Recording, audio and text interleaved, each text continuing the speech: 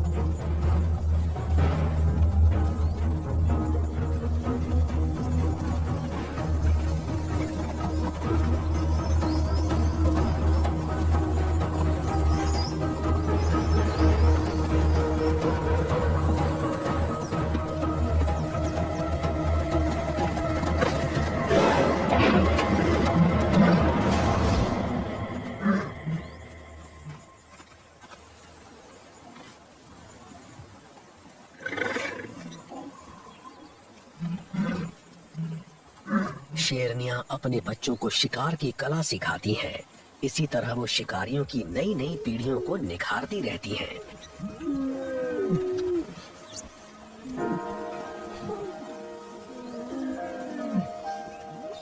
ये शिकार करने को एक माँ की ड्यूटी समझती हैं और अपने बच्चों के लिए एक सबक। इनका शिकार इनके बच्चों के लिए एक तोहफा होता है। मैं शेरों के इस झुंड से अच्छी तरह वाकिफ हूँ। जब मैंने इन मादाओं को पहली बार फिल्माया था तो इनमें से कुछ खुद बच्चियाँ होती थी और अब ये मुझे पहचानने और स्वीकार करने लगी हैं।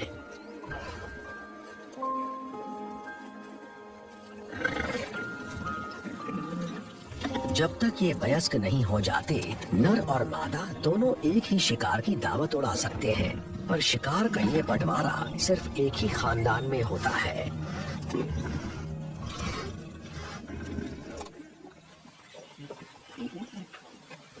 हालांकि अब इस पार्क में शेरों के बड़े झुंड कम ही रह गए हैं। अब यहाँ छोटे फैमिली ग्रुप्स ही दिखते हैं, जिन्हें किसी ताजा शिकार के बजाय सड़ते पिंजर ही नसीब होते हैं।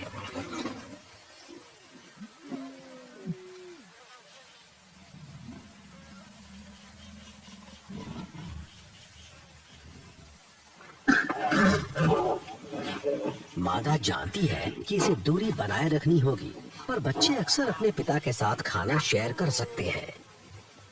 पर इस बार ऐसा नहीं हो रहा। न जाने किस वजह से शेर नहीं चाहता कि ये उसके साथ खाएं। ये बर्ताव जरा बदला हुआ है।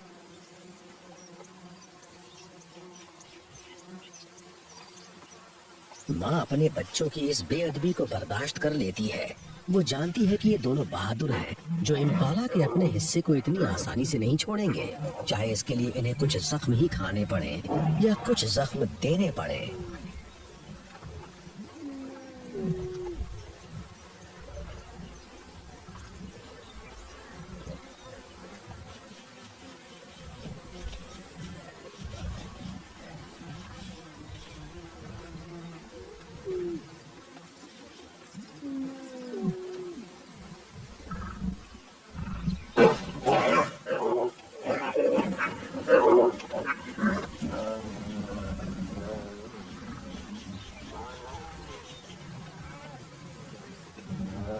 शेर आखिरकार हार मान लेता है, क्योंकि बच्चे बहुत भूखे हैं। एक मादा भी भूखी है। बच्चों ने रास्ता बना दिया है तो ये भी कोशिश करती है और मांस का बड़ा हिस्सा लेकर भाग जाती है। शिकार की कमी वाले इस तरह के दौर में हर किसी को खुद की पड़ी होती है, यहाँ तक कि मादा भी शेयर नहीं करती। ये दोनों बच्चे इतने कमजोर हो चुके हैं कि वो इसे लेकर झगड़ा नहीं करते। मुझे इनकी जिंदगी की चिंता होने लगी है।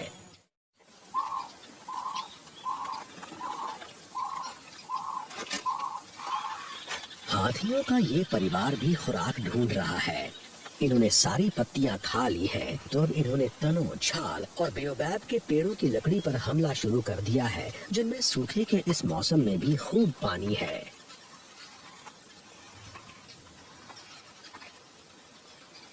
इनकी खुराक बहुत ज्यादा है। इनकी माहिर नाक किसी भी जगह पर मौजूद नमी को सूंघ लेती है। और ये अजीब विरोधाभास है। हाथी पेड़ों के बिना रह नहीं सकते, पर कई किलोमीटर में फैले जंगलों को बर्बाद करके ये अपनी ही जिंदगी को खतरे में डाल रहे हैं।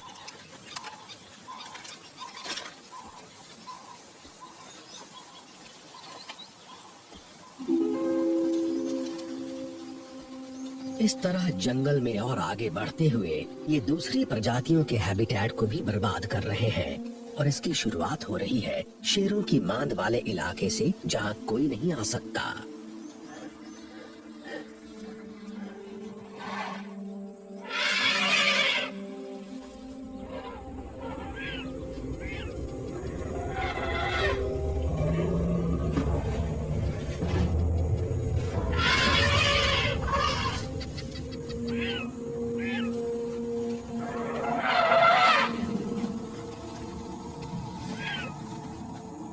ऐसे भारी भरकम जीवों से सामना होने पर शेरनी को अपने बच्चों को यहाँ से निकालना पड़ता है, ताकि ये उन्हें कुचल ना दें। नए जन्मे बच्चे पहले 2 हफ्ते तक देख नहीं पाते, तो अपनी माँ के बिना ये जी नहीं पाएंगे।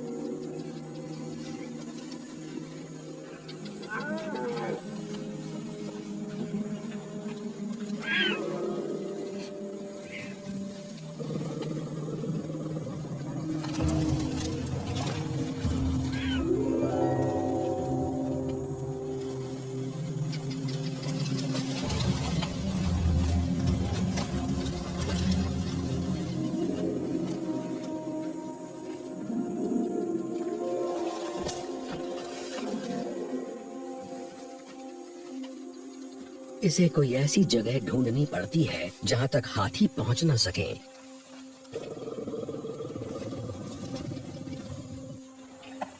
ये विशाल जीव मुझे बहुत अच्छे लगते हैं, पर यह बात भी सच है कि ये पार्क को बर्बाद करके इस पूरे इलाके की शक्ल ही बदल रहे हैं। ये लगातार आशियाना मुहैया कराने वाले इस जंगल को चट करते जा रहे हैं।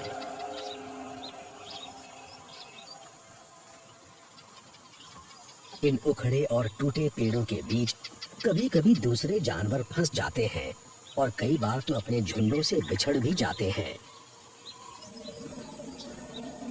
यहाँ तक कि लंगड़ा कर चल रहे इनके इस बच्चे को भी इनके बीच से गुजरने में दिक्कत हो रही है। इसकी हालत ठीक नहीं है। ये जितना बड़ा होता जाएगा, इसकी चोट इसे उतना ही ज्यादा अपाहिज बनाती जाएगी।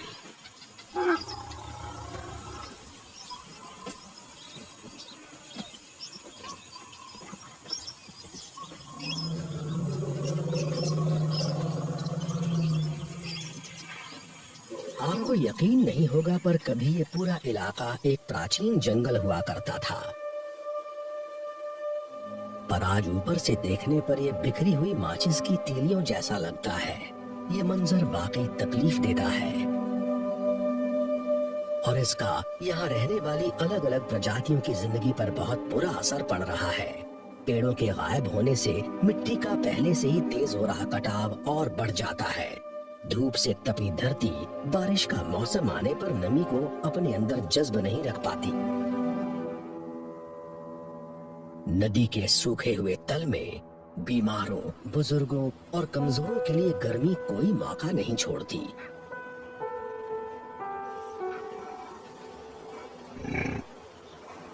किसी भी दूसरे जीव के मुकाबले बफलों के लिए पानी ज्यादा जरूरी है। इन्हें तो रोज ही पानी पीना पड़ता है।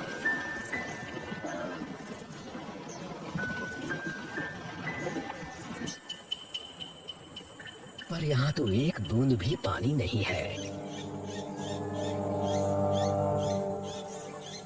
झुंड पानी ढूंढता रहता है, पर कुछ में तो आगे बढ़ने लायक ताकत ही नहीं बची है।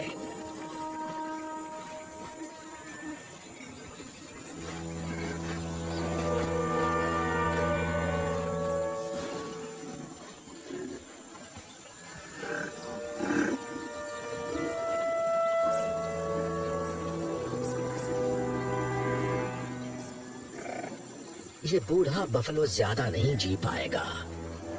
अगर इसे पानी नहीं मिला तो इसका खेल खत्म हो जाएगा। पर झुंड के एक और सदस्य के दिमाग में कुछ और ही आइडिया है।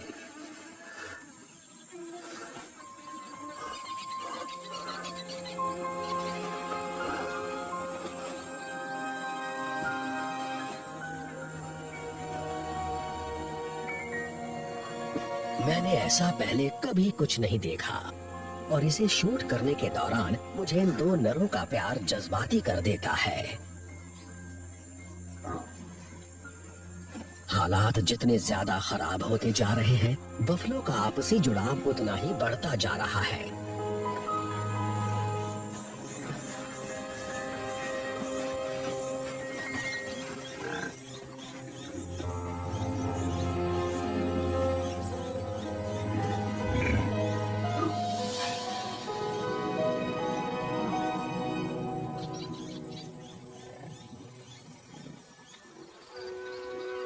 अब मेरे यहाँ से विदा लेने का समय हो गया है और मैं गुस्से और आकर्षण के बीच झूल रहा हूँ, वो खिंचाव जो मैंने हमेशा महसूस किया है।